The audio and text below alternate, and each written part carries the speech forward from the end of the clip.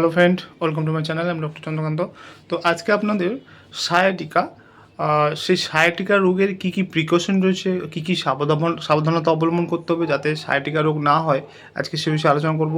তো সায়াটিকা একটি গুরুত্বপূর্ণ রোগ যেখানে নার্ভ কম্প্রেশন হয় এবং রেডিয়েটিং পেন হয়। তো সেই সায়াটিকা রোগ থেকে বাঁচতে কী কী নিয়ম মানবেন, আজকে সে বিষয়ে আলোচনা করবো। চ্যানেল নতুন, চ্যানেল সাবস্ক্রাইব করবেন। চলুন শুরু করা যাক। তো এক নম্বর হচ্ছে বসার ভঙ্গি, সিটিং পশ্চার, অর্থাৎ বসার ভঙ্গি ঠিক রাখতে হবে। মনে রাখবেন, এক জায়গায় বসে অনেকক্ষণ কাজ করতে হলে প্রতি 30 মিনিট অন্তর বা 1 ঘন্টা অন্তর একটু হেঁটে নিয়ে আবার বসে কাজ করুন। মেরুদণ্ড সোজা রেখে বসুন। প্রয়োজনে পিঠের নিচে, পিঠের পেছনে বালিশ দিয়ে বসুন।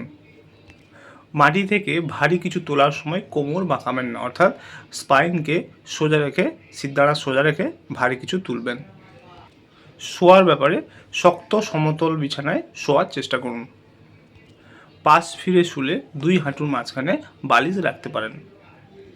এরপর হচ্ছে এক্সারসাইজ, অর্থাৎ ফিজিওথেরাপিস্টের পরামর্শ অনুযায়ী ব্যাক এক্সারসাইজ এবং কোর মাসেল এক্সারসাইজ প্র্যাকটিস করুন। এরপর হচ্ছে জীবনধারা পরিবর্তন করুন, অর্থাৎ ধূমপান ত্যাগ করুন এবং স্বাস্থ্যকর খাবার খেয়ে ওজন নিয়ন্ত্রণ করুন। সতর্কতা, হঠাৎ কোনো ভারী কাজ বা তীব্র পিঠ বাঁকানো বা টুইস্ট এগুলোকে পরিহার করতে হবে। তো সায়াটিকা থেকে বাঁচতে কী কী নিয়ম পালন করবেন, কোন কোন নিয়ম মানতে হবে তাতে সায়াটিকা হবে না, তো এই সমস্ত নিয়ম মানলে সায়াটিকা থেকে রেহাই পাবেন। তো আজকের এই পর্যন্ত। চ্যানেল নতুন, চ্যানেল সাবস্ক্রাইব করবেন, ভিডিও লাইক করবেন। Thank you for watching.